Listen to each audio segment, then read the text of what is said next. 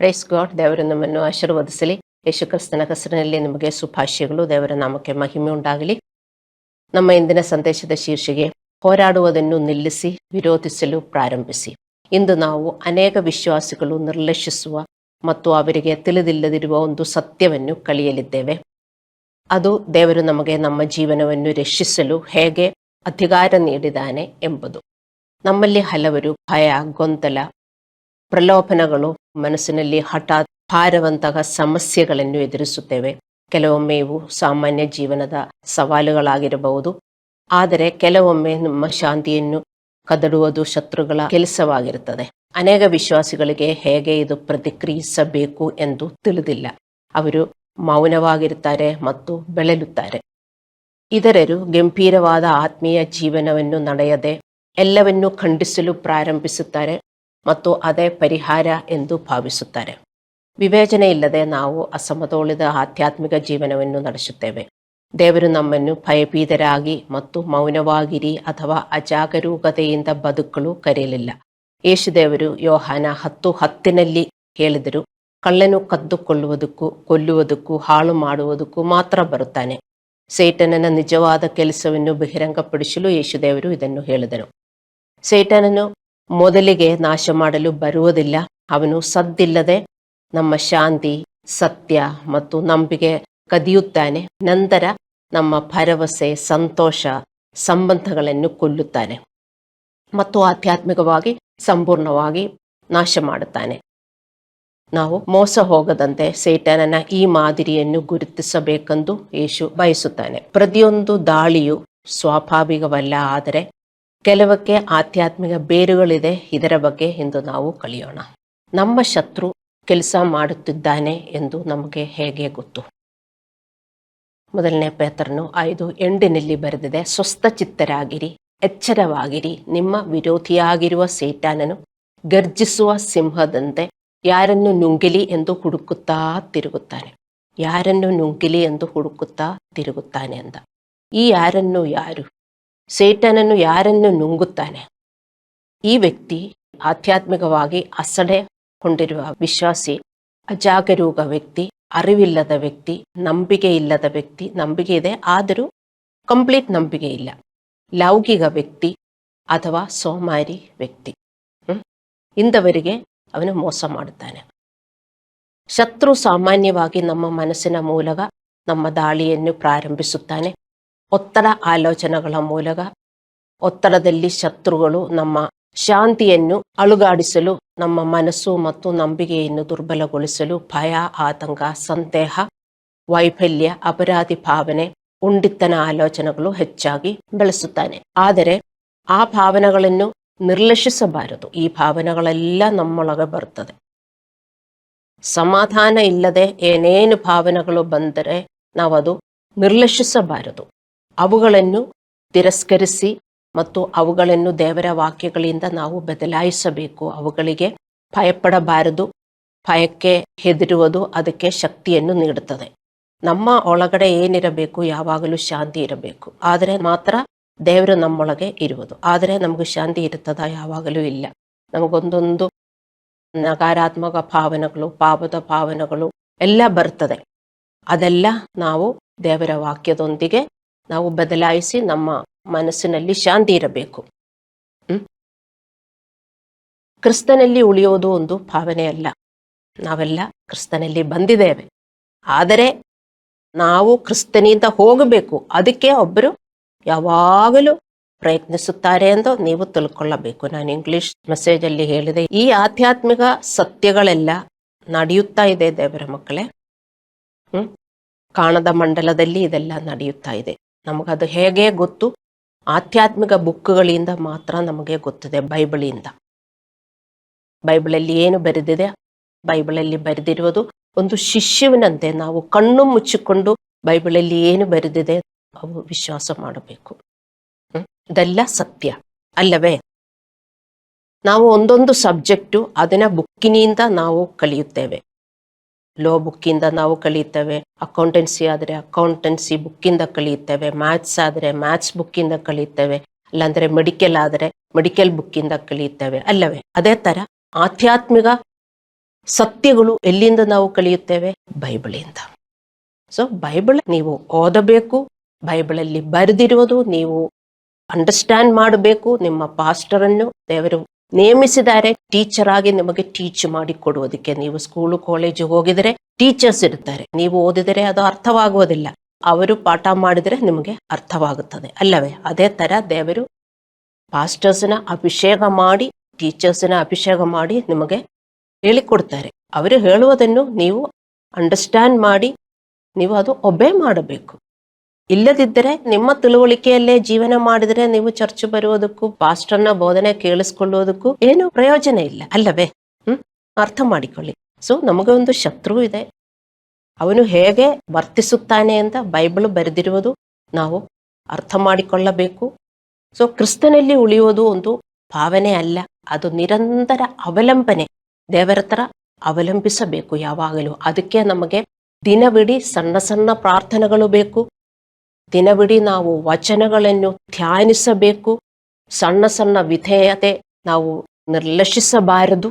ಇದೆಲ್ಲ ಮಾಡಿದರೇನೆ ಮಾತ್ರ ನಾವು ದೇವರಲ್ಲಿ ಉಳಿಯೋದು. ಬರೀ ಒಂದು ಪ್ರಾರ್ಥನೆ ಮಾಡಿ ದಿನ ಇಡೀ ನೀವು ನಿಮ್ಮ ಬಗ್ಗೆ ಯೋಚನೆ ಮಾಡಿ, ನಿಮ್ಮ ಕುಟುಂಬದ ಬಗ್ಗೆ ಯೋಚನೆ ಮಾಡಿ, ನಿಮ್ಮ ಕೆಲಸದ ಬಗ್ಗೆ ಯೋಚನೆ ಮಾಡಿ ಇದ್ರೆ ಕ್ರಿಸ್ತನಲ್ಲಿ ಉಳಿಯಕ್ಕಾಗಲ್ಲ. ಯೋಹಾನ 15:4 ಯೇಸುದೇವರು ಹೇಳಿದರು, ನನ್ನಲ್ಲಿ ನೆಲೆಗೊಳ್ಳರಿ ಎಂದ. ಉದಾಹರಣೆಗೆ ನೀವು ಪ್ರಾರ್ಥನೆ ಮಾಡಲು ಅಥವಾ ಬೈಬಲ್ ಓದಲು ಯೋಚಿಸಿದಾಗ ಇದ್ದಕ್ಕಿದ್ದಂತೆ ನಿಮಗೆ ನಿದ್ರೆ ಬರ್ತದೆ, ಅಥವಾ ನೀವು ವಿಚಾರಿತರಾಗಿರ್ತೀರಿ. ಇದೆಲ್ಲ ಸೇಟನ ತಂತ್ರವಾಗಿದೆ. ಏನಾದರೂ ಡಿಸ್ಟರ್ಬೆನ್ಸ್ ಬರ್ತದೆ ಪ್ರಾರ್ಥನೆ ಮಾಡುವಾಗ, ಅಲ್ಲಾಂದ್ರೆ ಬೈಬಲ್ ಓದುವಾಗ, ಅಲ್ಲಾಂದ್ರೆ ಆವಾಗಲೇನೆ ಯಾರಾದರೂ ಒಂದು ಮೆಸೇಜ್ ಹಾಕ್ತಾರೆ, ಅಲ್ಲಾಂದ್ರೆ ಯಾರಾದರೂ ಕರೀತಾರೆ. ಅದೇ ಇಂಪಾರ್ಟೆನ್ಸ್ ಪ್ರಾರ್ಥನೆ. ದೇವರೇನು ಹೇಳ್ತಾರೆ? ಎಚ್ಚರವಾಗಿ ವಾಚ್ ಅಂಡ್ ಪ್ರೇ ಅಂತ. ನೀವೇನು ಮೊಬೈಲ್ ವಾಚ್ ಮಾಡಿಕೊಂಡು ನೀವು ಪ್ರಾರ್ಥನೆ ಮಾಡುವುದು, ಮೊಬೈಲ್ ಸ್ವಿಚ್ ಆಫ್ ಮಾಡಿ ನೀವು ಪ್ರಾರ್ಥನೆ ಮಾಡಬೇಕು, ದೇವರನ್ನ ಗೌರವಿಸಬೇಕು. ನೀವು ಪ್ರಾರ್ಥನೆ ಮಾಡುವಾಗ ನಿಮ್ಮ ಮೊಬೈಲಲ್ಲಿ ಏನು ಬಂದರೂ ನೀವು ತಕ್ಕೋಬಾರದು. ಹಲ್ಲೆಲೂಯಾ. ಅಥವಾ ನಿಮ್ಮ ಮನೆಗೆ ನೀವು ಸಂತೋಷದಿಂದ ಪ್ರವೇಶಿಸಬಹುದು.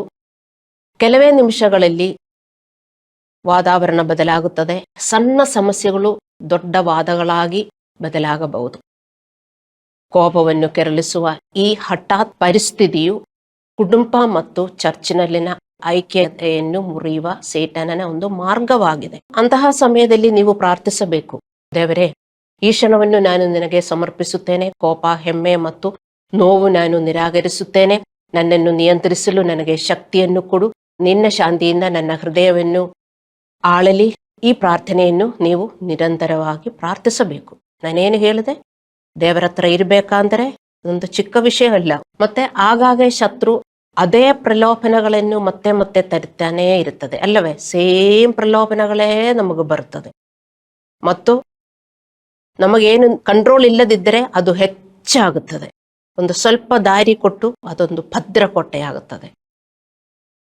ಆ ಸ್ವಲ್ಪ ದಾರಿ ಕೊಟ್ಟಾಗ ನಾವು ಅದು ಕತ್ತರಿಸ್ಬಿಟ್ರೆ ಅದು ಭದ್ರಕೋಟೆ ಆಗುವುದಿಲ್ಲ. ಒಂದು ಸ್ವಲ್ಪ ಕೋಪ ಬಂದು ಅವರ ಮೇಲೆ ಒಫೆನ್ಸ್ ಆಯಿತು, ಅಲ್ಲಾಂದ್ರೆ ಅನ್ಫರ್ಗಿವ್ನೆಸ್ ಆಯಿತು, ಅದು ನೀವು ಮತ್ತು ಅದೇ ಯೋಚನೆ ಮಾಡಿ ಮಾಡಿ ಮಾಡಿ ಮಾಡಿ ಮಾಡಿ ಮಾಡಿಕೊಂಡಿದ್ರೆ ಅದು ಭದ್ರಕೋಟೆ ಆಗುತ್ತದೆ. ನಿಮಗೆ ಕಂಟ್ರೋಲ್ ಮಾಡುವುದಕ್ಕೆ ಆಗುವುದಿಲ್ಲ. ಎಲ್ಲ ಪಾತ್ರಗಳು ಹೀಗೆ. ಅವನು ನಮ್ಮ ಆಲೋಚನೆಗಳು, ಭಯ ಮತ್ತು ನಿರುತ್ಸಾಹದ ಮೂಲಕ ನಮ್ಮ ಮೇಲೆ ದಾಳಿ ಮಾಡುತ್ತಾನೆ. ಅವನ ಕೃತ್ಯಗಳನ್ನು ಗುರುತಿಸಿ ನಾವು ನಮ್ಮ ಮನಸ್ಸನ್ನು ಕಾಪಾಡಿಕೊಳ್ಳಬೇಕು. ಅವನೆಲ್ಲಿ ದಾಳಿ ಮಾಡುವುದು? ನಮ್ಮ ಹೃದಯದಲ್ಲಿ.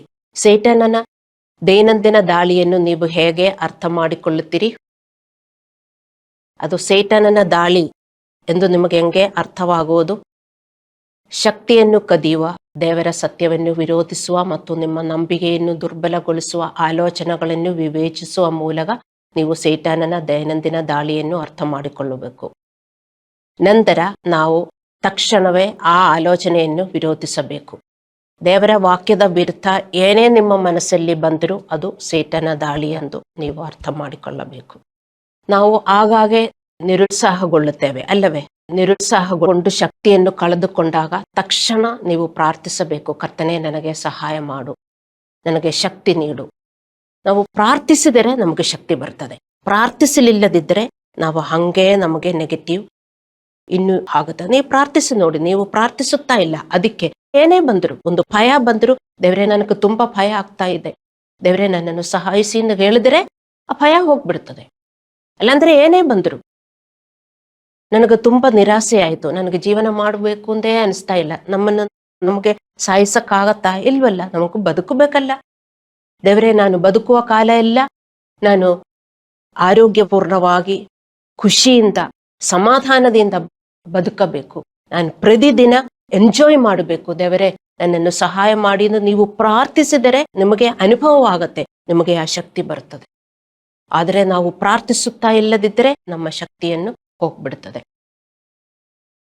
ಯಾವುದೇ ಹೋರಾಟದಲ್ಲಿ ನೀವು ವಿನಮ್ರರಾಗಿ, ಶಾಂತವಾಗಿ, ಪ್ರಾರ್ಥನಾಶೀಲರಾಗಿ ಇರುವಾಗ ಸೈತಾನನ ಪ್ರಭಾವವು ಬೇಗನೆ ಕಡಿದುಕೊಳ್ಳುತ್ತದೆ. ಯಾವುದೇ ಹೋರಾಟದಲ್ಲಿ, ಹೋರಾಟ ಅಂದ್ರೆ ನಿಮಗೆ ಗೊತ್ತು, ಸಮಾಧಾನ ಇಲ್ಲ, ಅದೇ ಹೋರಾಟ. ಎಲ್ಲಿ? ಮನೆಯಲ್ಲಿ ಇರುವುದಿಲ್ಲ ಅಂತಲ್ಲ, ಕೆಲವೊಮ್ಮೆ ಮನೆಯಲ್ಲಿ ಇರುವುದಿಲ್ಲ, ಆದರೆ ಇಲ್ಲೊಂದು ಮನೆ ಇದೆಯಲ್ಲ, ನಮ್ಮ ಹೃದಯ ಆಲಯ, ಇಲ್ಲಿ ಸಮಾಧಾನ ಇರಬೇಕು, ಅದೇ ಹೋರಾಟ. ಅಲ್ಲಿ ಸಮಾಧಾನ ಇಲ್ಲದಿದ್ದರೆ ನೀವು ಪ್ರಾರ್ಥಿಸಬೇಕು, ತಕ್ಷಣ ನೀವು ಪ್ರಾರ್ಥಿಸಬೇಕು. ಯಾವುದೇ ಹೋರಾಟದಲ್ಲಿ ನಾವು ವಿನಮ್ರರಾಗಿ, ಶಾಂತರಾಗಿ, ಪ್ರಾರ್ಥನಾಶೀಲರಾಗಿ ಇರುವಾಗ ಸೈತಾನನ ಪ್ರಭಾವವನ್ನು ಬೇಗನೆ ಕಡಿದುಕೊಳ್ಳುತ್ತದೆ. ಭಯ ಬಂದರೆ ಭಯ ಜಾಸ್ತಿ ಆಗುವುದು ನೀವು ನೋಡಿದಿರಿ, ನಿರುತ್ಸಾಹ ಬಂದರೆ ನಿರುತ್ಸಾಹ ಜಾಸ್ತಿ ಆಗುವುದು ನೀವು ನೋಡಿದಿರಿ, ಕೋಪ ಬಂದರೆ ಕೋಪ ಜಾಸ್ತಿ ಆಗುವುದು ನೀವು ನೋಡಿದಿರಿ. ಇದೆಲ್ಲ ಕಡಿಮೆ ಆಗುವುದು ನೋಡಿದಿರಾ? ಇಲ್ಲ. ಅದೇ ನಾನು ಹೇಳ್ತಾ ಇರುವುದು. ತಕ್ಷಣ ಪ್ರಾರ್ಥಿಸಬೇಕು, ದೇವರೇ ನನ್ನನ್ನು ಸಹಾಯಿಸಿ, ನನ್ನ ಹೃದಯಕ್ಕೆ ಒಂದು ಸಮಾಧಾನ ಇಲ್ಲ, ಶಾಂತಿ ಬರ್ತಾ ಇಲ್ಲ, ದೇವರೇ ನನಗೂ ಶಾಂತಿಯಾಗಿರಬೇಕು ಸ್ವಾಮಿ. ನೀವು ಕಣ್ಣು ಮುಚ್ಚಿಕೊಂಡು ಪ್ರಾರ್ಥಿಸಬೇಕು. ಆವಾಗ ನಿಮಗೆ ಸಮಾಧಾನ ಸಿಗುತ್ತದೆ. ಹಲ್ಲೆಲೂಯಾ. ಆದರೆ ಹಠಾತ್ ಭಯ, ನಿರುತ್ಸಾಹ ಅಥವಾ ಅಶಾಂತಿ ಪರಿಸ್ಥಿತಿಗಳನ್ನು, ಭಯ, ನಿರುತ್ಸಾಹ ಮತ್ತು ತಾರ್ಕತೆಯಿಂದ ನಾವು ಹೋರಾಡಬಾರದು. ನಮ್ಮ ಆಯುಧಗಳು ನಂಬಿಕೆ, ಪ್ರಾರ್ಥನೆ, ವಿಧೇಯತೆ, ಆರಾಧನೆ ಆಗಿರಬೇಕು. ಏನೇ ಕಟ್ಟದಾಗದರೂ ದೇವರ ಆಯುಧ ತಕ್ಕೋಬೇಕು. ಪ್ರಾರ್ಥನೆ, ನಮ್ರತೆ ಮತ್ತು ವಿಧೇಯತೆ. ದೇವರ ವಾಕ್ಯಗಳು ನಾವು ಮೆಡಿಟೇಟ್ ಮಾಡಬೇಕು. ಈ ಲೋಕ ಮನುಷ್ಯರಿಗೆ ಆಧ್ಯಾತ್ಮಿಕ ತಿಳುವಳಿಕೆ ಮತ್ತು ಆಧ್ಯಾತ್ಮಿಕ ಆಯುಧಗಳಿಲ್ಲ. ಅವರು ಕೋಪ, ಕಿರಿಕಿರಿ, ಆತಂಕ, ನಿರಾಸೆ ಮತ್ತು ನಕಾರಾತ್ಮಕ ಆಲೋಚನೆಗಳಲ್ಲಿ ನಿರಂತರವಾಗಿ ಪ್ರತಿಕ್ರಿಯಿಸುತ್ತಾರೆ. ತಾತ್ಕಾಲಿಕ ಪರಿಹಾರವನ್ನು ಅವರು ನೋಡಬಹುದು, ಆದರೆ ಅವರು ಶಾಂತಿಯನ್ನು ಕಳೆದುಕೊಳ್ಳುತ್ತಾರೆ. ನಾವು ಹಾಗೆಯೇ ಬದುಕಬಾರದು. ವಿಶ್ವಾಸಗಳು ಹಾಗೆಯೇ ನಾವು ಬದುಕೋದು. ಆದರೆ ನಮಗೂ ಅವರಿಗೂ ಏನೋ ವ್ಯತ್ಯಾಸ. ನಾವು ದೇವರ ಮಕ್ಕಳು, ದೇವರು ನಮಗೆ ತಿಳುವಳಿಕೆ ಕೊಟ್ಟಿದ್ದಾರೆ, ನಮಗೆ ಆಯುಧ ಕೊಟ್ಟಿದ್ದಾರೆ. ಪ್ರಾರ್ಥನೆ, ಆರಾಧನೆ, ದೇವರ ವಾಕ್ಯ ಧ್ಯಾನಿಸುವುದು, ವಿಧೇಯತೆ, ಇದೆಲ್ಲ ನಾವು ತಕ್ಷಣ ಮಾಡಬೇಕು. ನಾವು ಆಧ್ಯಾತ್ಮಿಕ ತಿಳುವಳಿಕೆಯನ್ನು ಬೆಳೆಸುವುದರಿಂದ ನಮಗೆ ಶಾಂತಿ, ಗೆಲುವು ಮತ್ತು ಪಾತ್ರೆಯಲ್ಲಿ ಬೆಳವಣಿಗೆ ಇರುತ್ತದೆ. ಶತ್ರುವಿನ ಪ್ರಾಥಮಿಕ ಯುದ್ಧ ಭೂಮಿ ನಮ್ಮ ಮನಸ್ಸು ಮತ್ತು ಆಲೋಚನೆಗಳಾಗಿರುವುದರಿಂದ ಬೈಬಲ್ ನಮಗೆ ಪದೇ ಪದೇ ಎಚ್ಚರಿಕೆ ನೀಡುತ್ತದೆ. ಜಾಗರೂಕರಾಗಿರಿ, ಸ್ವಸ್ಥ ಮನಸ್ಸುಳ್ಳವರಾಗಿರಿ ಮತ್ತು ಎಚ್ಚರವಾಗಿರಿ ಮತ್ತು ನಿಮ್ಮ ಮನಸ್ಸನ್ನು ಕ್ರಿಯೆಗೆ ಸಿದ್ಧಪಡಿಸಿ. ಈ ಸತ್ಯ ನೀವು ಅರ್ಥ ಮಾಡಿಕೊಳ್ಳಿ. ಸೈತಾನನು ಒಬ್ಬ ವಿಶ್ವಾಸಿಯನ್ನು ದೇಹಿಕವಾಗಿ ಮುಟ್ಟದೆ ಅವನ ಮನಸ್ಸು ಮತ್ತು ಆಲೋಚನೆಗಳ ಮೂಲಕ ಅವರ ಇಡೀ ಜೀವನ ಮೇಲೆ ಪ್ರಭಾವ ಬೀರಬಹುದು. ನಮ್ಮ ನಕಾರಾತ್ಮಕ ಮತ್ತು ಪಾಪ ಆಲೋಚನೆಗಳು ನಮ್ಮ ಶಾಂತಿಯ ಮೇಲೆ ಮತ್ತು ನಮ್ಮ ಆರೋಗ್ಯದ ಮೇಲೆ ಪರಿಣಾಮ ಬೀರುತ್ತದೆ. ನಾವು ನಕಾರಾತ್ಮಕವಾಗಿ ಚಿಂತೆ ಮಾಡಿ ಮಾಡಿ ಮಾಡಿ ಮಾಡಿ ನಮಗೆ ಕೋರ್ಟಿಸೋಲ್ ಎಲ್ಲ ಜಾಸ್ತಿ ಮಾಡಬೇಕು ಅಂತ ಅವನಿಗೆ ಗೊತ್ತು, ನಿಮಗೆ ಗೊತ್ತಿಲ್ಲ. ನೀವೊಂದು ಪ್ರಾಬ್ಲಮ್ ಬಂದಾಗ ಎಲ್ಲ ಬಿಟ್ಬಿಟ್ಟು ಅದೇ ಯೋಚನೆ ಮಾಡಿಕೊಂಡಿರ್ತೀರಿ. ಅವತ್ತು ಪ್ರಾರ್ಥನೆ ಇಲ್ಲ, ಏನೂ ಇಲ್ಲ, ಚರ್ಚಲ್ಲಿ ಬರುವುದಿಲ್ಲ. ನಿಮಗೇನಾಗುತ್ತದೆ? ನಾಳೆ ನೋಡಿದ್ರೆ ನಿಮಗೆ ರೋಗವಾಗುತ್ತದೆ. ಇದೆಲ್ಲ ಪಿಶಾಚಿಗೆ ಗೊತ್ತು. ಸೈತಾನನು ಒಬ್ಬ ಆತ್ಮಜೀವಿ. ಗಾಡ್ ಇಸ್ ಸ್ಪಿರಿಟ್, ಪಿಶಾಚಿ ಮತ್ತು ಸ್ಪಿರಿಟ್, ಆತ್ಮಜೀವಿ. ಅವನು ನಮ್ಮ ಕೋಣೆಗೆ ಪ್ರವೇಶಿಸಿ ದೈಹಿಕವಾಗಿ ನಮ್ಮ ಮೇಲೆ ದಾಳಿ ಮಾಡಲು ಸಾಧ್ಯವಿಲ್ಲ. ಆದರೆ ಅವನು ನಮ್ಮ ಮನಸ್ಸು ಮತ್ತು ಆಲೋಚನೆಗಳ ಮೂಲಕ ಎಲ್ಲೆಡೆ ನಮ್ಮ ಮೇಲೆ ದಾಳಿ ಮಾಡಬಹುದು. ಎಲ್ಲಿ ಹೋಗಿದರೂ ಅವನು ಯುದ್ಧ ಮಾಡಬಹುದು. ಬೈಬಲ್ ನಮಗೆ ಎಚ್ಚರಿಸುತ್ತದೆ. ಎಫೆಸದವರಿಗೆ 4:27, ಸೈತಾನನಿಗೆ ಅವಕಾಶ ಕೊಡಲೇಬೇಡ್ರಿ. ಸೈತಾನನಿಗೆ ಯಾವ ಅವಕಾಶನೂ ಕೊಡಲೇಬೇಡರಿ. ಅಂದರೆ ನಾವು ಕೋಪವನ್ನು ಹಿಡಿದಿಟ್ಟುಕೊಂಡಾಗ ಅಥವಾ ಯಾವುದೇ ನಕಾರಾತ್ಮಕ ಪಾಪದ ಭಾವನೆಗಳಲ್ಲಿ ಮುಂದುವರಿದಾಗ ನಮ್ಮಲ್ಲಿ ಶಾಂತಿ ಮತ್ತು ನಂಬಿಕೆಯನ್ನು ಭಂಗಗೊಳಿಸಲು ಶತ್ರುವಿಗೆ ನಾವು ಬಾಗಿಲು ತೆರೆಯುತ್ತೇವೆ. ಸೇಟನನು ಅವುಗಳನ್ನು ಬಳಸಿಕೊಂಡು ಗೊಂದಲ, ಭಯ ಮತ್ತು ವಿಭಜನೆಯನ್ನು ಸೃಷ್ಟಿಸುತ್ತದೆ. ಸಂಕ್ಷಿಪ್ತವಾಗಿ ಹೇಳುವುದಾದರೆ, ಪಶ್ಚಾತ್ತಾಪ ಪಡೆದ ಆಲೋಚನೆಗಳು ಮತ್ತು ಪಾಪಗಳು ಸೇಟನಿಗೆ ಭದ್ರಕೋಟೆ ಆಗುತ್ತದೆ ಮತ್ತು ಭದ್ರಕೋಟೆಯು ಬಂಧನವಾಗುತ್ತದೆ. ಬಂಧನ ಅನ್ನೆಲ್ಲರೂ ಹೇಳ್ತಾರಲ್ಲ, ನನಗೆ ಪ್ರಾಬ್ಲಮ್, ಅದೇ ಬಂಧನ. ಆ ಪ್ರಾಬ್ಲಮ್, ಈ ಪ್ರಾಬ್ಲಮ್, ಅದರಿಂದ ಹೊರಗಡೆ ಬರಕ್ಕಾಗಲ್ಲ. ಆ ಭದ್ರಕೋಟೆಯಲ್ಲಿ ನಾವು ಇದ್ದರೆ ನಮಗೆ ಹೊರಗಡೆ ಬರಕ್ಕೆ ತುಂಬಾ ಕಷ್ಟವಾಗುತ್ತದೆ. ಹೇಗೆ ಭದ್ರಕೋಟೆ ಮಾಡುವುದು? ನಾನು ಹೇಳಿದಿನಲ್ಲ, ಸ್ವಲ್ಪ ದಾರಿ ಕೊಡ್ತೀರಿ ಮತ್ತು ನಿಮಗದು ಗೊತ್ತಾಗುವುದೇ ಇಲ್ಲ. ಒಂದು ಕೋಪದ ಆಲೋಚನೆ ಬಂದರೂ ಅದೇ ಕೋಪದಲ್ಲಿ ನೀವು ಯೋಚಿಸ್ತಾ ಇರ್ತೀರಿ. ಅಲ್ಲಾಂದರೆ ಒಂದು ಭಯ, ನಿರುತ್ಸಾಹ ಏನೇ ಬಂದ್ರು ಅದೇ ನೀವು ಯೋಚನೆ ಮಾಡಿಕೊಂಡಿದ್ದರೆ ಅದು ಭದ್ರಕೋಟೆ ಆಗುತ್ತದೆ. ಅದು ನಿಮಗೆ ಬಂಧನ ಆಗುತ್ತದೆ. ಮತ್ತೆ ಯೇಸುವಿನ ನಾಮದಲ್ಲಿ ನಾನು ಬಂಧಿಸುತ್ತೀನಿ ಎಂದು ಹೇಳಿದ್ರೆ ಹೋಗ್ತದ? ನಿಮ್ಮ ಹೃದಯದಲ್ಲೇ ಇದೆ. ಅದು ಅರ್ಥ ಮಾಡಿಕೊಂಡು ಪಶ್ಚಾತ್ತಾಪ ಪಡಬೇಕು, ಅದರಿಂದ ಹೊರಗೆ ಬರಬೇಕು. ಆ ಭದ್ರಕೋಟೆ ಇದ್ರೆ ನಾವು ನಿಜವಾದ ಶಾಂತಿಯನ್ನು ಕಳೆದುಕೊಳ್ಳುತ್ತೇವೆ. ನಮಗೆ ಶಾಂತಿ ತುಂಬಾ ಕಷ್ಟವಾಗುತ್ತದೆ. ಶಾಂತಿನೇ ಇಲ್ಲ. ಏನೇ ತಿಂದ್ರೂ ಶಾಂತಿ ಇಲ್ಲ, ಚೆನ್ನಾಗಿ ಊಟ ಮಾಡಿದ್ರೂ ಶಾಂತಿ ಇಲ್ಲ, ದುಡ್ಡು ಕೈಯಲ್ಲಿ ಬಂದರೂ ಶಾಂತಿ ಇಲ್ಲ. ಯಾಕೆ? ಆ ಭದ್ರಕೋಟ ನಮ್ಮ ಒಳಗಡೆ ಇದ್ರೆ ನಮಗೆ ಶಾಂತಿ ಇರುವುದಿಲ್ಲ ಅಂತ ನೀವು ಅರ್ಥ ಮಾಡಿಕೊಳ್ಳಬೇಕು. ಇದರ ಫಲಿತಾಂಶ ಏನೆಂದರೆ ದೇವರೊಂದಿಗಿನ ಅನ್ಯೋನ್ಯತೆಯಿಂದ ಬೇರ್ಪಡುವಿಕೆ. ಅದೇ ಸಾಕು, ಪಿಶಾಚಿಗೆ ಅದೇ ಸಾಕು. ನಾವು ದೇವರಿಂದ ಹೋಗ್ಬಿಟ್ರೆ ಸಾಕು. ದೇವರ ಹತ್ರ ಬರುವುದು ಅವರಿಗೆ ಇಷ್ಟ ಆಗುವುದಿಲ್ಲ. ಅದು ನಾವು ಜಾಗರೂಕತೆಯಿಂದ ದೇವರ ಹತ್ರ ಡೈಲಿ ನಾವು ಇರಬೇಕು. ದೇವರು ನಮ್ಮನ್ನು ಬಿಟ್ಟು ಹೋಗ್ತಾನೆ ಅಂತಲ್ಲ, ಬದಲಾಗಿ ನಾವು ಆತನಿಂದ ದೂರ ಹೋಗ್ತೇವೆ ಅಲ್ಲವೇ? ದೇವರು ನಮ್ಮನ್ನು ಬಿಟ್ಟು ಹೋಗೋದಾ? ಅಲ್ಲ. ನಾವು ಪ್ರಾರ್ಥಿಸುವುದಿಲ್ಲ, ನಾವು ಬೈಬಲ್ ಓದುವುದಿಲ್ಲ, ನಾವು ಏನೋ ಕೆಟ್ಟ ಯೋಚನೆ ಬಂದರೂ ಅದು ಬದಲಾಯಿಸುವುದಿಲ್ಲ. ನಾವು ಅದೆಲ್ಲ ಮನರಂಜಿಸುತ್ತೇವೆ. ಆದ್ದರಿಂದ ಸೇತಾನನ ಕೆಲಸವನ್ನು ವಿರೋಧಿಸುವುದು ನಮಗೆ ಐಚ್ಛಿಕವಲ್ಲ. ಇದು ವಿಶ್ವಾಸಿಯ ಪ್ರಮುಖ ಜವಾಬ್ದಾರಿಯಲ್ಲಿ ಒಂದಾಗಿದೆ. ಪ್ರತಿಯೊಂದು ತಪ್ಪು ಆಲೋಚನೆ, ಭಯ, ಅನುಮಾನ, ಪಾಪವನ್ನು ಗುರುತಿಸಿ ವಿರೋಧಿಸಬೇಕು. ಸೇತಾನನ ಕೆಲಸವನ್ನು ವಿರೋಧಿಸುವುದು ನಿಮ್ಮ ಜವಾಬ್ದಾರಿಯಾಗಿದೆ. ನಿಮಗೆ ನಿಮ್ಮ ಜವಾಬ್ದಾರಿ ಏನೇ ಎಂದು ಗೊತ್ತಿದ್ರೂ ಅದೇ ತರ ಈ ಲೋಕದಲ್ಲಿ ನಿಮಗೆ ಎಷ್ಟು ಜವಾಬ್ದಾರಿ ಇದೆ. ಒಂದು ಸ್ಟೂಡೆಂಟ್ ಆಗಿ ನಿಮಗೆ ಜವಾಬ್ದಾರಿ ಇದೆ, ಆಫೀಸ್ ಹೋಗುವವರಾಗಿ ನಮಗೆ ಜವಾಬ್ದಾರಿ ಇದೆ, ಮನೆಯಲ್ಲಾದರೂ ನಿಮಗೆ ಜವಾಬ್ದಾರಿ ಇದೆ. ಅದೇ ತರ ಆಧ್ಯಾತ್ಮಿಕ ಮಂಡಲದಲ್ಲಿ ನಮಗೆ ಜವಾಬ್ದಾರಿ ಇದೆ. ಏನು? ಪಿಶಾಚಿಯನ್ನು ವಿರೋಧಿಸುವುದು. ಪಿಶಾಚಿ ಎಲ್ಲಿ ಕೆಲಸ ಮಾಡ್ತಾನೆ? ನಮ್ಮ ಹೃದಯದಲ್ಲಿ, ನಮ್ಮ ಆಲೋಚನೆಯಲ್ಲಿ. ಯಾವಾಗ ಸಮಾಧಾನ ಇಲ್ಲವೋ, ಏನೇ ಯೋಚನೆ ಬಂದರೂ ನೀವು ಅದು ಹೊರಗೆ ಹಾಕಬೇಕು. ಬೇರೆ ಆಲೋಚನೆಗಳಿಂದ, ದೇವರ ವಾಕ್ಯದಿಂದ ನೀವು ಆ ಆಲೋಚನೆಗಳು ನೀವು ಬದಲಾಯಿಸಬೇಕು. ಹಿಂಗೇನೆ ಪಿಶಾಚಿಯನ್ನು ನೀವು ವಿರೋಧಿಸುವುದು. ನೀವು ಅದು ಬದಲಾಯಿಸಲಿಲ್ಲದಿದ್ರೆ ಪಿಶಾಚಿ ಜೊತೆಗೆ ಹೋಗ್ತಾ ಇರೋದು ಅಂತ ಅರ್ಥ ಮಾಡಿಕೊಳ್ಳಿ. ಪಿಶಾಚಿಯನ್ನು ವಿರೋಧಿಸುತ್ತಾ ಇಲ್ಲ, ಅವನು ಭದ್ರಕೋಟೆ ಮಾಡುತ್ತಾನೆ. ನಿಮಗೆ ತುಂಬಾ ತೊಂದರೆ ಆಗುತ್ತದೆ. ಹಲ್ಲೆಲೂಯಾ. ಯಾಕೋಬನು 4:7 ಹೇಳ್ತದೆ, ದೇವರಿಗೆ ಒಳಗಾಗಿರಿ, ಸೇಟನನ್ನು ಎದುರಿಸಿರಿ, ಹಾಗೆ ಅವನು ನಿಮ್ಮ ಬಿಟ್ಟು ಓಡಿ ಹೋಗುವನು. ದೇವರಿಗೆ ಒಳಗಾಗಿರಿ. ದೇವರಿಗೆ ಒಳಗಾಗಿದ್ರೆ ಮಾತ್ರ ಸೇಟನನ್ನು ಎದುರಿಸೋಕ್ಕಾಗತ್ತೆ. ಆಗ ಮಾತ್ರ ಸೇಟನನ್ನು ಬಿಟ್ಟು ಹೋಗ್ತಾನೆ. ನೀವು ಹೇಳಬಾರದು, ನನಗೆ ಹಿಂಗೆಲ್ಲ ಇಲ್ಲ ಪಾಸ್ಟ್ರೆ, ಅದು ಬೇರೆಯವರ ಕಥೆಯಿಂದ. ನಮ್ಮನ್ನ ಯಾರನ್ನೂ ಪಿಶಾಚಿ ಬಿಟ್ಟು ಹೋಗುವುದಿಲ್ಲ. ಅವನನ್ನು ಭಯಪಟ್ಟು ಜೀವನ ಮಾಡಕ್ಕಲ್ಲ. ಅದು ಫೂಲಿಶ್ ವಿಶ್ವಾಸಿಗಳು ಅವನ ಭಯಪಟ್ಟು ಜೀವನ ಮಾಡುವುದು. ದೇವರಿಗೆ ಸಮರ್ಪಿಸಿ ದೇವರ ಜೊತೆಗೆ ನಾವು ಜೀವನ ಮಾಡಿದರೆ ಅವನ ದಾಳಿಯನ್ನು ನಾವು ಭಯಪಡಬೇಕಾಗಿಲ್ಲ. ಅಲ್ಲ ಅಂದ್ರೆ ನಾವು ಭಯಪಡಬೇಕು. ಅವನೇನು ಮಾಡೋಕ್ಕೂ ಸಾಧ್ಯತೆ ಇದೆ. ಅರ್ಥ ಮಾಡಿಕೊಳ್ಳಿ. ಇದು ನಾವು ಅರ್ಥ ಮಾಡಿಕೊಳ್ಳಬೇಕಾದ ಒಂದು ಆಧ್ಯಾತ್ಮಿಕ ತತ್ವ. ನಾವು ದೇವರಿಗೆ ವಿಧೇಯರಾಗಿ ಅವನನ್ನು ಸಕ್ರಿಯವಾಗಿ ವಿರೋಧಿಸಿದ್ರೆ ಮಾತ್ರ ಸೇಟನು ಓಡಿ ಹೋಗುತ್ತದೆ.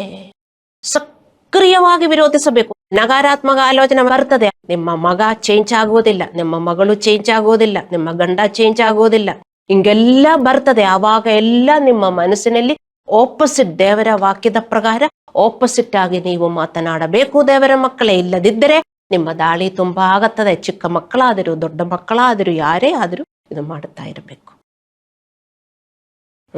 ಹಲ್ಲೆಲೂಯಾ. ನಾವು ನಿಷ್ಕ್ರಿಯವಾಗಿದ್ದರೆ ಅವನು ತನ್ನ ಕೆಲಸವನ್ನು ಮುಂದುವರಿಸುತ್ತಾನೆ. ಅವನು ಕೆಲಸ ಮಾಡಿಕೊಂಡು ಹೋಗ್ತಾನೆ. ದೇವರ ಜೊತೆನಂದು ನಾವು ದೇವರ ಕೆಲಸ ಮಾಡಿದರೆ ಮಾತ್ರ ದೇವರು ನಮಗೂ ಮಾಡ್ತಾ ಇರ್ತಾರೆ. ಅಲ್ಲಾಂದ್ರೆ ಅವನು ಮಾಡಿಕೊಂಡು ಹೋಗ್ತಾ ಇರ್ತಾನೆ. ನೀವು ನಕಾರಾತ್ಮಕವಾಗಿ ಯೋಚಿಸುತ್ತೀರಿ, ಕೆಟ್ಟದಾಗಿ ಯೋಚಿಸುತ್ತೀರಿ, ಆ ಕೋಪದಲ್ಲಿ ಇರುತ್ತೀರಿ. ಅರ್ಥ ಮಾಡಿಕೊಳ್ಳಿ ನಾವೇನು ಮಾಡ್ತಾ ಇದ್ದೇವೆ ಅಂತ. ಜಾಗರೂಕರಾಗಿ ಜೀವನ ಮಾಡ್ರಿ ದೇವರ ಮಕ್ಕಳೇ. ಬೈಬಲನ್ನು ಓದಿ ಅದನ್ನು ನೀವು ಬಿಲೀಫ್ ಮಾಡಿ. ಇದೇ ನಮ್ಮ ಬುಕ್ಕು. ನೀವು ಈ ಬುಕ್ಕು ಬಿಲೀಫ್ ಮಾಡಲಿಲ್ಲದಿದ್ದರೆ ನಿಮ್ಮ ಜೀವನ ಹೇಗೆ ಉದ್ಧಾರವಾಗುವುದು? ಇದು ನಮ್ಮ ಬುಕ್ಕು, ಇದು ಲೈಫ್ ಮ್ಯಾನ್ಯುವಲ್ ಇದು, ಅಲ್ಲವೇ? ಬೈಬಲ್ ನಮ್ಮ ಲೈಫ್ ಮ್ಯಾನ್ಯುವಲ್. ಇದನ್ ಪ್ರಕಾರ ನೀವು ಜೀವನ ಮಾಡಿದ್ರೆ, ನಾವು ಏನೇ ಗಾಡಿ ತಕೊಂಡ್ರು ಏನೇ ತಕೊಂಡ್ರು ಒಂದು ಮ್ಯಾನ್ಯುವಲ್ ಕೊಡ್ತಾರೆ. ಅವರು ಎಲ್ಲ ಮಾಡಿ ಇಟ್ಟಿಲ್ಲದಿದ್ರು ನಮಗೆ ಜೋಡಿಸಬಹುದು, ಅಲ್ಲವೇ? ಆ ಮ್ಯಾನ್ಯುವಲ್ ನೋಡಿ. ಅದೇ ತರ ನಮ್ಮ ಜೀವನ ಜೋಡಿಸಬಹುದು. ಹೇಗೆ? ಬೈಬಲಿನಿಂದ. ಮತ್ತೆ ನೀವು ಬೈಬಲ್ ಓದುವುದಿಲ್ಲ, ಪಾಸ್ಟರ್ನ ಮೆಸೇಜ್ ಇನ್ನೊಂದು ಸಾರಿ ಕೇಳಿಸ್ಕೊಳ್ಳುವುದಿಲ್ಲ, ಅದನ್ ಪ್ರಕಾರ ಜೋಡಿಸುವುದಿಲ್ಲ. ನಮ್ಮ ಪ್ರತಿರೋಧವು ಸೇಟನನ್ನು ಓಡಿ ಹೋಗುವಂತೆ ಮಾಡುತ್ತದೆ. ನಾವು ಪ್ರತಿರೋಧಿಸಬೇಕು, ನಾವು ವಿರೋಧಿಸಬೇಕು, ನಾವು ರೆಸಿಸ್ಟ್ ಮಾಡಬೇಕು. ರೆಸಿಸ್ಟ್ ದ ಎನಿಮಿ, ಓಡಿ ಹೋಗ್ತಾನೆ. ರೆಸಿಸ್ಟ್ ಮಾಡಲಿಲ್ಲದಿದ್ರೆ ನಮ್ಮ ಜೊತೆಗೇ ಇರ್ತಾನೆ ಅಂತ ಅರ್ಥ. ಹಳೆಯದೆಲ್ಲ ನೀವು ನೆನಪಿಟ್ಟುಕೊಂಡಿರ್ರಿ. ನಾನು ಯಾವಾಗಲೂ ಹೇಳ್ತೀನಿ, ಹಳೆ ಜೀವನದಲ್ಲಿ ನಮಗೆ ತುಂಬಾ ದುಃಖ ನೋವು ಎಲ್ಲ ಇದೆ. ಅದೆಲ್ಲ ನೀವು ಇಟ್ಕೊಂಡಿರಬಾರದು, ಅದೇ ನೀವು ಯೋಚಿಸಬಾರದು. ಮಾಡಿದ್ರೆ ನಿಮಗೆ ಪಿಶಾಚಿ ಕಟ್ಟದು ಇನ್ನೂ ಮಾಡುತ್ತದೆ. ನಾನು ಹೇಳಿದ್ರೆ ನಿಮಗೆ ವಿಶ್ವಾಸ ಇಲ್ಲ. ನಿಮ್ಮ ಟೀಚರ್ ಸ್ಕೂಲಲ್ಲಿ ಕಳಿಸಿದರೆ 2 × 2 = 4, 2 + 2 = 4 ಅಂತ ಹೇಳಿದ್ರೆ ನೀವು ವಿಶ್ವಾಸ ಮಾಡುತ್ತೀರಿ. 2 × 2 4, 2 + 2 also 4. I don't believe. ನೀವು ಹಂಗೆ ಹೇಳ್ತೀರಾ? ಯಾಕೆ ನಾವು ಹಂಗೆ ಹೇಳಲ್ಲ? 2 + ಒಂದೇನಾ? ಅದೆಂಗಾಗುತ್ತೆ? 1 × 1 1, 1 + 1 2. ಅದೇ ತರ ಅರ್ಥ ಮಾಡಿಕೊಳ್ಳಿ. ಸ್ಪಿರಿಚುವಲ್ ಅಂಡರ್ಸ್ಟ್ಯಾಂಡಿಂಗ್, ಸ್ಪಿರಿಚುವಲ್ ಸಬ್ಜೆಕ್ಟ್ ಬೈಬಲಲ್ಲಿ ಬರೆದಿರುವುದು ಮತ್ತು ನಿಮ್ಮ ಪಾಸ್ಟರ್ ಹೇಳಿಕೊಡುವುದು ನೀವು ಕಣ್ಣು ಮುಚ್ಚಿಕೊಂಡು ನೀವು ಒಬೆ ಮಾಡಬೇಕು. 2 + 2, 2 × 2 4 ಆಗಲ್ಲ, ಎಂದೂ ಆಗಲ್ಲ. ಪ್ಲಸ್ ಅಂಡ್ ಇಂಟು ಸೇಮ ಅಲ್ವಲ್ಲ ಅಂತ ನೀವು ಯೋಚನೆ ಮಾಡಿಕೊಂಡಿದ್ರೆ ಅರ್ಥ ಮಾಡಿಕೊಳ್ಳಿ. ಅವನನ್ನು ಓಡಿಸಲಿಲ್ಲದಿದ್ದರೆ ಓಡಿ ಹೋಗಲ್ಲ. ಧರ್ಮಗ್ರಂಥವು ಸೇಟನನ್ನು ನಿರ್ಲಕ್ಷಿಸುವಂತೆ ಹೇಳುವುದಿಲ್ಲ, ಅವನನ್ನು ವಿರೋಧಿಸುವಂತೆ ಹೇಳುತ್ತದೆ. ಗೆದ್ದರಿಸು ಎಂದು ಹೇಳುತ್ತದೆ. ಪಿಶಾಚಿ ಇದ್ದಾನೆ, ಜಸ್ಟ್ ಇಗ್ನೋರ್ ಹಿಮ್ ಅಂತ ಹೇಳ್ತಾನ? ಇಲ್ಲ, ವಿರೋಧಿಸು. ನಿರ್ಲಕ್ಷಿಸು ಅಂದಲ್ಲ ಹೇಳುವುದು, ವಿರೋಧಿಸು. ಕೆಟ್ಟ ಭಾವನೆಗಳು, ಕೆಟ್ಟ ಆಲೋಚನೆಗಳು, ಹಳೆಯ ನೋವಿನ ಆಲೋಚನೆಗಳು ವಿರೋಧಿಸು. ಅದೆಲ್ಲ ನೀವು ಮತ್ತು ಯೋಚಿಸಬಾರದು, ನಿಮಗೇ ಕೆಟ್ಟದಾಗುತ್ತದೆ. ಪಾಸ್ಟರ್ ಹೇಳಿದ್ರೆ 2 × 2, 2 + 2 4 ಅಲ್ಲ ಪಾಸ್ಟರ್ ಎಂದು ಹೇಳಿಕೊಂಡು ನೀವು ಮನೆಯಲ್ಲೇ ಕೂತ್ಕೊಳ್ಳ್ರಿ. ಈ ಸತ್ಯವನ್ನು ನಾವು ತಿಳಿದುಕೊಳ್ಳೋಣ. ದೇವರ ವಾಕ್ಯ ಮತ್ತು ಅಧಿಕಾರದ ಮೇಲೆ ನಿಂತು ಭಾವನೆಯಿಂದಲ್ಲ ನಂಬಿಕೆಯಿಂದ ನೀವು ಸೇಟನನ್ನು ಖಂಡಿಸಬೇಕು. ಭಾವನೆಯಿಂದಲ್ಲ, ನಂಬಿಕೆಯಿಂದ. ನಂಬಿಕೆ ಮತ್ತು ನಾನು ಹೇಳ್ತೀನಿ, ಮೇ ಬಿ ಸಿಲ್ಲಿ 2 × 2, 2 + 2 ಎರಡೂ ಒಂದೇ. ಅದು ಹೆಂಗಾಗುತ್ತದೆ? ಕಣ್ಣು ಮುಚ್ಚಿಕೊಂಡು ಬಿಲೀಫ್ ಮಾಡಬೇಕು, ಅಲ್ಲವೇ? ಅದೇ ತರ ಪಾಸ್ಟರ್ ಏನಾದರೂ ಹೇಳಿದರೆ ಕಣ್ಣು ಮುಚ್ಚಿಕೊಂಡು, ಅದು ಬೈಬಲಿಂದಲ್ಲ ಹೇಳುವುದು, ಕಣ್ಣು ಮುಚ್ಚಿಕೊಂಡು ನೀವು ಒಬೆ ಮಾಡಬೇಕು. ನಂಬಿಕೆಯಿಂದ, ಭಾವನೆಯಿಂದಲ್ಲ, ನಂಬಿಕೆಯಿಂದ ನಾವು ಸೇಟನನ್ನು ವಿರೋಧಿಸಬೇಕು. ಹೌದು, ದೇವರಿಗೆ ಹೇಳಿದ್ರು ನಾನಿದು ಮಾಡಬೇಕು, ಅಲ್ಲ ನಾನು ಹಿಂಗ ಮಾಡಿದರೆ ಹಂಗಾಗತ್ತಾ, ಹಂಗ ಮಾಡಿದರೆ ಹಿಂಗಾಗತ್ತಾ, ಹಿಂಗೆ ಯಾಕೆ ಮಾಡಬಾರ್ದು, ಯಾಕೆ ಪಾಸ್ಟರ್ ಹಂಗೆ ಹೇಳ್ತಾರೆ? ದೇವರಲ್ಲಿ ಶಾಂತಿ ಮತ್ತು ತೃಪ್ತಿಗೆ ಕಾರಣವಾಗದ ಯಾವುದೇ ಆಲೋಚನೆಯು ಸೇಟನೆಯಿಂದ ಆಗಿರಬಹುದು. ಶಾಂತಿ ಇಲ್ಲದ ಆಲೋಚನೆಗಳು, ಉದಾಹರಣೆಗೆ ನೀವು ಶಾಂತರಾಗಿರ್ತೀರಿ, ಇದ್ದಕ್ಕಿದ್ದಂತೆ ತೀಕ್ಷ್ಣವಾದ ಭಯವು ನಿಮ್ಮ ಎದೆಯನ್ನು ಹೊಡೆಯುತ್ತದೆ. ಅಥವಾ ನೀವು ನಿದ್ರಿಸಲಿದ್ದೀರಿ ಮತ್ತು ಇದ್ದಕ್ಕಿದ್ದಂತೆ ಅಗಾಧ ಭಯವು ನಿಮ್ಮನ್ನು ಆವರಿಸುತ್ತದೆ. ನೀವು ಭಯದೊಂದಿಗೆ ಮಾತನಾಡಬೇಕು. ಯೇಸುವಿನ ಹೆಸರಿನಲ್ಲಿ ನನ್ನಿಂದ ಬಿಟ್ಟು ಹೋಗು, ನನ್ನ ಮನಸ್ಸಿನಲ್ಲಿ ನಿನಗೆ ಹಕ್ಕಿಲ್ಲ. You will give right to Satan. ನನ್ನ ಮನಸ್ಸಲ್ಲಿ ನನಗೆ ಹಕ್ಕಿಲ್ಲ, ನನಗೆ ಹಿಂಗೆ ಯೋಚಿಸಬೇಡ. ನೀವು ಹೇಳ್ತೀರಾ, ಇಲ್ಲ ಇಲ್ಲ, ನನಗೆ ಯೋಚಿಸಬೇಕು, ಇನ್ನೂ ನಿನ್ನ ಆತ್ಮಗಳನ್ನು ಕರ್ಕೊಂಡ್ಬಂದು ನನಗೆ ಇನ್ನೂ ಮನರಂಜಿಸಬೇಕು. ಅಲ್ಲೇ ಕೂತ್ಕೊಂಡು ಅಳುಬೇಕು, ಅಳುತ್ತಾ ಇರಬೇಕು, ಆದರೇನೆ ನನಗೆ ಸಮಾಧಾನವಾಗುವುದು ಅಂತ ಪಾಸ್ಟರ್ ಹೇಳಿದ್ರೆ ನಿಮಗೆ ವಿಶ್ವಾಸವಾಗುವುದಿಲ್ಲ. ನಾವು ಯೇಸುವಿನ ಹೆಸರಿನಲ್ಲಿ ಗದರಿಸಿದಾಗ ಸೇಟಾನ ದಾಳಿಯನ್ನು ಮುರಿಯುತ್ತದೆ. ಏನೇ ಕೆಟ್ಟ ಯೋಚನೆ ಬಂದರೂ ಯೇಸುವಿನ ನಾಮದಲ್ಲಿ ನೀವು ಅಡ್ರೆಸ್ ಮಾಡಬೇಕು. ಏನದು ಅಂತ, ಈ ಕೆಟ್ಟ ಯೋಜನೆ ಯೇಸುವಿನ ನಾಮದಲ್ಲಿ ಬಿಟ್ಟು ಹೋಗು, ನನಗದು ಯೋಚಿಸಬೇಡ. ಏನೇ ಕೆಲವರಿಗೆಲ್ಲ ಸೆಕ್ಷುವಲ್ ಯೋಜನೆಗಳು ಬರ್ತದೆ, ನಾನು ಹೇಳ್ತೀನಿ. ಆ ಯೋಜನೆ ಎಲ್ಲ ದೇವರಿಂದಲ್ಲ, ಪಿಶಾಜಿಯಿಂದ ನೀವು ಅರ್ಥ ಮಾಡಿಕೊಳ್ಳಬೇಕು. ಯಾಕೆಂದ್ರೆ ನಿಮ್ಮ ಸ್ವಭಾವ ಅವನಿಗೆ ಗೊತ್ತು. ಅದೆಲ್ಲ ತಕ್ಷಣ ಬಿಟ್ಟು ಹೋಗು ಅಂತ ಹೇಳ್ಬೇಕು. ಇಲ್ಲದಿದ್ದರೆ ನೀವು ಮನರಂಜಿಸುತ್ತಾ ಇರುತ್ತೀರಿ ಎಂದ ಅವನಿಗೆ ಗೊತ್ತು. ಏನಾಗುತ್ತದೆ, ನೀವು ದೇವರಿಂದ ದೂರ ಹೋಗ್ತೀರಿ. ಇದು ಗದರಿಸುವುದು ಅಂದರೆ ದೇವರಿಂದ ಅಲ್ಲದಾದದನ್ನು ಗದರಿಸುವುದು. ನಂತರ ತಕ್ಷಣ ನಮ್ಮ ಹೃದಯವನ್ನು ದೇವರ ವಾಕ್ಯದಿಂದ ಬದಲಾಯಿಸಬೇಕು. ದೇವರು ನಮ್ಮನ್ನು ಎಂದಿಗೂ ಕೈ ಬಿಡುವುದಿಲ್ಲ. ದೇವರ ವಾಕ್ಯಗಳು ಮತ್ತು ನೀವು ಗದರಿಸಿದ ನಂತರ ದೇವರ ವಾಕ್ಯಗಳು ನಿಮ್ಮ ಹೃದಯದಲ್ಲಿ ತುಂಬಿಸಬೇಕು. ಈ ಎರಡು ಹಂತಗಳನ್ನು ಒಟ್ಟಿಗೆ ಕೆಲಸ ಮಾಡಬೇಕು. ಗದರಿಸೋದು ಮತ್ತು ನಿಮ್ಮ ಹೃದಯವನ್ನು ದೇವರ ವಾಕ್ಯದಿಂದ ತುಂಬಿಸೋದು. ದೇವರ ಮಕ್ಕಳೇ, ನೀವು ಬರೆದಿಡ್ರಿ, ಈ ಇಕ್ವೇಶನ್ಸ್ ಎಲ್ಲ ಬರೆದಿಡಬೇಕು. ಗದರಿಸುವುದ ನಂತರ ನಿಮ್ಮ ಮನಸ್ಸನ್ನು ದೇವರ ವಾಕ್ಯದಿಂದ ತುಂಬಿಸಿಕೊಳ್ಳಬೇಕು. ಇಲ್ಲದಿದ್ದರೆ ನಿಮ್ಮ ಮನಸ್ಸು ಖಾಲಿಯಾಗಿ ಇರುತ್ತದೆ, ಅದು ಅಸುರಕ್ಷಿತವಾಗಿ ಉಳಿಯುತ್ತದೆ, ಹೆಚ್ಚಿನ ದಾಳಿಯನ್ನು ತರಲು ಅನುವು ಮಾಡುತ್ತದೆ. ನಮ್ಮ ಹೃದಯದಲ್ಲಿ ಒಂದು ಕೆಟ್ಟ ಯೋಚನೆ ಬಂತು, ಯೇಸುವಿನ ನಾಮದಲ್ಲಿ ನನ್ನನ್ನು ಬಿಟ್ಟು ಹೋಗುವುದು ನೀವು ಹೇಳಿ ಮತ್ತು ದೇವರ ವಾಕ್ಯದೊಂದಿಗೆ ನೀವು ಧ್ಯಾನಿಸಬೇಕು. ಇಲ್ಲದಿದ್ದರೆ ನಿಮ್ಮ ಹೃದಯ ಖಾಲಿಯಾಗಿರ್ತದೆ. ಆವಾಗ ಏನಾಗುತ್ತದೆ, ಪಿಶಾಚಿ ಇನ್ನು 7 ಕೆಟ್ಟ ಶಕ್ತಿ ನಿಮ್ಮ ಮೇಲೆ ದಾಳಿ ಮಾಡಲು ಶುರು ಮಾಡುತ್ತದೆ. ಸ್ಪಿರಿಚುವಲ್ ರಿಲಮಲ್ಲಿ ನಮ್ಮ ಹೃದಯ ನಾವು ಖಾಲಿ ಮಾಡಿಕೊಂಡಿದ್ದರೆ ಪಿಶಾಚಿ 7 ಪಿಶಾಚಿಯನ್ನು ಕರ್ಕೊಂಡ್ಬಂದು ನಮ್ಮ ಪರಿಸ್ಥಿತಿ ಇನ್ನೂ ಕೆಟ್ಟದಾಗುತ್ತದೆ. ಅನೇಕ ವಿಶ್ವಾಸಿಗಳು ಭಾವಿಸುತ್ತಾರೆ, ಪವಿತ್ರ ಜೀವನವನ್ನು ನಡೆಸಿದರೆ ಸಾಕು ಮತ್ತು ಶತ್ರುವನ್ನು ಗೆದರಿಸುವುದು ಅನಗತ್ಯ. ಆದರೆ 2 ಅಗತ್ಯವಾಗಿದೆ. ಶತ್ರುವನ್ನು ಗದರಿಸಬೇಕು ಮತ್ತು ನಾವು ಪವಿತ್ರ ಜೀವನವನ್ನು ಮಾಡಬೇಕು. ಯೇಸು ಸ್ವತಃ ಅತ್ಯಂತ ಪವಿತ್ರ ಜೀವನವನ್ನು ನಡೆಸಿದನು, ಆದರೂ ಅವನು ಸೇಟನೊಂದಿಗೆ ಮಾತನಾಡಬೇಕಾಯಿತು ಅಲ್ಲವೇ? ನಿಮಗೆ ಗೊತ್ತು, ಈ ವಾಕ್ಯ ಓದಿದರೆ ನಮಗೆ ಅರ್ಥವಾಗುತ್ತದೆ. ಮತ್ತಾಯ 4:1-11. ಶತ್ರುವನ್ನು ಅವನು ವಿರೋಧಿಸಿದ್ದಾನೆ. ಯೇಸುವಿನ ಹತ್ರನು ಪಿಶಾಚಿ ಬಂದು ಏನೇನು ಹೇಳಿದ್ದಾನೆ ಇಲ್ಲಿ ಬರೆದಿಲ್ವಾ? ಪವಿತ್ರ ಜೀವನವು ಸೇಟನನ ಸಕ್ರಿಯ ದಾಳಿಯನ್ನು ಸ್ವಯಂಚಾಲಿತವಾಗಿ ನಿಲ್ಲಿಸುವುದಿಲ್ಲ. ಆದರೂ ಅವನು ಬರ್ತಾನೆ. ಆದರೆ ನಮಗೆ ತಕ್ಷಣ ನಮಗೆ ಗೊತ್ತಾಗುತ್ತದೆ, ಯೇಸು ಹೇಳಿದ ಪ್ರಕಾರ ನಮಗೆ ಬೇಗನೆ ಅವನನ್ನು ಖಂಡಿಸಬಹುದು. ಮತ್ತು ನಾವು ಚರ್ಚಲ್ಲಿಯೂ ಸೇಟನನ ಕೆಲಸಗಳನ್ನು ನಾವು ಖಂಡಿಸಬೇಕು. ಯಾಕೆಂದರೆ ಚರ್ಚಿನ ವಿರುದ್ಧ ಸೇಟನನ ಕೆಲಸ ತುಂಬಾ ಇರುತ್ತದೆ. ನಮಗೆ ಪ್ರತಿಯೊಬ್ಬರ ವಿರುದ್ಧನೂ ಇರುತ್ತದೆ, ಚರ್ಚಿನ ವಿರುದ್ಧನೂ ಇರುತ್ತದೆ. ಸೊ ನಾವು ಚರ್ಚು ಒಟ್ಟಾಗಿ ನಾವು ಐಕ್ಯತೆ ಮತ್ತು ಪ್ರೀತಿಯಿಂದ ಬದುಕಬೇಕು ಮತ್ತು ಚರ್ಚ್ ಮೇಲೆ ದಾಳಿ ಮಾಡುವ ಸೇಟನನ್ನು ವಿರೋಧಿಸಬೇಕು.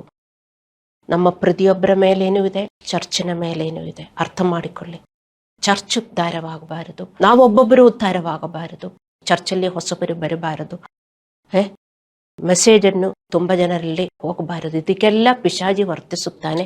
ಆದರೆ ನೀವು ವರ್ತಿಸಲಿಲ್ಲದಿದ್ದರೆ ಯಾರು ವರ್ತಿಸುತ್ತಾರೆ? ದೇವರ ಮಕ್ಕಳೇ, ಪ್ರೀತಿ ಇರಬೇಕು. ದೇವರು ಕೊಟ್ಟಿರುವ ನಿಮಗೆ ಒಂದು ಆಧ್ಯಾತ್ಮಿಕ ಮನೆ ಇದೆ. ನಿಮ್ಮ ಮನೆ ಮಾತ್ರ ನೀವು ಪ್ರೀತಿ ಮಾಡಿದರೆ, ದೇವರ ಮನೆಯನ್ನು ನೀವು ಪ್ರೀತಿ ಮಾಡಬೇಕು. ದೇವರ ಆಲಯವನ್ನು ನೀವು ಪ್ರೀತಿ ಮಾಡಬೇಕು. ನಾವು ಒಟ್ಟಿಗೆ ನಾವು ನಿಂತ್ಕೊಂಡು ಪಿಶಾಚಿಯನ್ನು ವಿರೋಧಿಸಬೇಕು. ಅಂದರೆ ನಾವು ಒಟ್ಟಿಗೆ ನಿಂತ್ಕೊಂಡು ನಾವು ಒಬ್ಬರು ಪ್ರೀತಿಸಬೇಕು, ನಾವು ಪವಿತ್ರತೆಯಲ್ಲಿ ಬೆಳೆಯಬೇಕು ಮತ್ತು ಪಿಶಾಚಿಗೆ ಅಗೇನ್ಸ್ಟ್ ಆಗಿ ನಾವು ನಿಲ್ಲಬೇಕು. ಆದರೆ ಮಾತ್ರ ಚರ್ಚ್ ಬೆಳೆಯುವುದು. Gates of hell shall not prevail against the army of God. ಚರ್ಚ್ಗೆ ಅಗೇನ್ಸ್ಟ್ ಏನು ಆಗುವುದಿಲ್ಲ. ನೀವು ಹೇಳ್ತಾ ಇದ್ದೀರಾ, ಸಂಡೇ ನಮಗೆ ಸಭೆ ಇದೆ, ಟ್ಯೂಸ್ಡೇ ಸಭೆ ಇದೆ, ಎಷ್ಟು ಜನರು ಚರ್ಚ್ಗೋಸ್ಕರ ಪ್ರಾರ್ಥಿಸುತ್ತಾರೆ ಅಂತ ದೇವರಿಗೆ ಮಾತ್ರ ಗೊತ್ತು. ಪಿಶಾಚಿಯಲ್ಲಿ ಕೆಲಸ ಮಾಡ್ತಾರೆ. ಇಲ್ಲಿ ಏನು ನಡೆಯಬಾರದು, ಇಲ್ಲಿ ಹೊಸಬರು ಬರಬಾರದು. ನೀವು ಪ್ರಾರ್ಥಿಸುತ್ತಾ ಇದ್ದೀರಾ, ಚೇರೆಲ್ಲ ತುಂಬಬೇಕು ಅನ್ನೋ. ದೇವರ ಮನೆಯನ್ನು ಪ್ರೀತಿಸಬೇಕು. ದೇವರ ಮನೆಗೋಸ್ಕರ ನೀವು ಪ್ರಾರ್ಥನೆ ಮಾಡಬೇಕು. ನಾವು ಒಟ್ಟಿಗೆ ಪ್ರಾರ್ಥನೆ ಮಾಡಿದರೆ ನಮ್ಮ ಚರ್ಚಲ್ಲಿ ಜನ ಬರ್ತಾರೆ, ಎಲ್ಲ ಚರ್ಚಲ್ಲೂ. ಯಾವ ಯಾವ ಚರ್ಚಲ್ಲಿ ತುಂಬಾ ಜನ ಹೋಗ್ತಾರೆ ಅಲ್ಲೆಲ್ಲ ಐಕ್ಯತೆ ಇದೆ.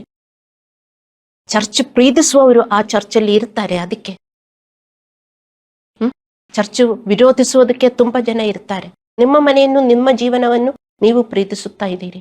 ಆದ್ರೆ ಚರ್ಚನ್ನು ಪ್ರೀತಿಸಬೇಕಂದ್ರೆ ನಾವು ಒಟ್ಟಿಗೆ, ನಾವು ಐಕ್ಯದಲ್ಲಿ, ನಾವು ಒಬ್ಬರನ್ನೊಬ್ಬರನ್ನು ಪ್ರೀತಿಸಿ, ನಾವು ಬೆಳೆಸಿ ನಾವು ಜೀವನ ಮಾಡಬೇಕು. ಆದರೆ ಮಾತ್ರ ಚರ್ಚಿನ ಅಗೇನ್ಸ್ಟ್ ಆಗಿರುವ ಪಿಶಾಚಿ ಹೋಗುವುದು.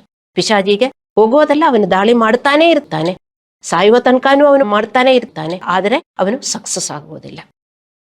ಆದರೆ ವಿಶ್ವಾಸಿಗಳು ಗದರಿಗೆಯನ್ನು ನಿರ್ಲಕ್ಷಿಸಿದಾಗ ಅವರು ಅರಿವಿಲ್ಲದೆ ಬದುಕುತ್ತಾರೆ. ಒತ್ತಡ ಮತ್ತು ಆಧ್ಯಾತ್ಮಿಕ ಭಾರವನ್ನು ಮುಂದುವರಿಸಲು ಅವಕಾಶ ನೀಡಿಕೊಳ್ಳುತ್ತಾರೆ. ಆದರೆ ನಮ್ಮ ಜೀವನ ದೇವರ ಅಧಿಕಾರದ ಅಡಿಯಲ್ಲಿ ಹೊಂದಿಕೊಂಡಾಗ ಮಾತ್ರ ಖಂಡನೆಗೆ ಶಕ್ತಿ ಇರುತ್ತದೆ. ಯಾಕೋಬನ 4:7 ನಾವು ಓದಿದ್ದೇವೆ, ದೇವರಿಗೆ ಒಳಗಾಗಿರಿ, ಸೇಟನನ್ನು ಎದುರಿಸಿ, ಆಗ ಅವನು ನಮ್ಮನ್ನು ಬಿಟ್ಟು ಹೋಗುವನು. ದೇವರಿಗೆ ನಾವು ಸಮರ್ಪಿಸಬೇಕು, ಆದರೆ ಮಾತ್ರ ಪಿಶಾಚಿ ಬಿಟ್ಟು ಹೋಗುವುದು. ಅರ್ಥ ಮಾಡಿಕೊಳ್ಳಿ. ಇಲ್ಲಿ ಕ್ರಮ ಮುಖ್ಯ. ಮೊದಲು ಶರಣಾಗತಿ, ನಂತರ ವಿರೋಧಿಸುವುದು. ಒಬ್ಬ ವಿಶ್ವಾಸಿಯು ವಿಧೇಯತೆ, ಸ್ವಾರ್ಥ, ಚರ್ಚ್ ನಾಯಕರೊಂದಿಗಿನ ಅನೈಕ್ಯತೆಯಲ್ಲಿ ಬದುಕಿದರೆ ಮತ್ತು ಕಹಿ, ಹೆಮ್ಮೆ ಇತ್ಯಾದಿಗಳನ್ನು ಹೊಂದಿದರೆ ಅವರ ಖಂಡನೆ ದುರ್ಬಲವಾಗಿರುತ್ತದೆ. ಪಿಶಾಚಿ ಹೋಗುವುದು ಹೇಳಿದರೆ ಪಿಶಾಚಿ ಹೋಗುವುದಿಲ್ಲ. ದೇವರನ್ನ ಸಮರ್ಪಿಸಬೇಕು. ಚರ್ಚಲ್ಲಿ ಒಟ್ಟಿಗೆ ನೀವು ಐಕ್ಯತೆಯಲ್ಲಿ ನಿಂತುಕೊಳ್ಳಬೇಕು ಮತ್ತು ಹಾಗೆ ನಿಂತ್ಕೊಂಡು ಪಿಶಾಚಿಯ ಖಂಡಿಸಬೇಕು. ಇದರರ್ಥ ನಾವು ಪರಿಪೂರ್ಣರಾಗಬೇಕು ಎಂದಲ್ಲ, ಆದರೆ ನಾವು ಶರಣಾಗತರಾಗಿ ನಮ್ರತೆಯಿಂದ ನಡೆದು ಚರ್ಚ್ ನಾಯಕತ್ವದೊಂದಿಗೆ ಆಯ್ಕೆಯನ್ನು ಹೊಂದಬೇಕು. ಅದೇ ನಮಗೆ ಬೇಕಾಗಿರುವುದು. ನೀವು ಚರ್ಚನ್ನು ಪ್ರೀತಿಸಬೇಕು. ದೇವರ ಮಕ್ಕಳೇ, ದೇವರಿಗೆ ಹತ್ತಿರವಾಗಿ ಜೀವಿಸುವಾಗ ಮಾತ್ರ ದೇವರ ಮಕ್ಕಳೇ ಪಿಶಾಚಿ ಓಡು ಹೋಗುವುದು. ಕಣ್ಣುಗಳನ್ನು ಮುಚ್ಚಿ ಪ್ರಾರ್ಥನೆ ಮಾಡೋಣ.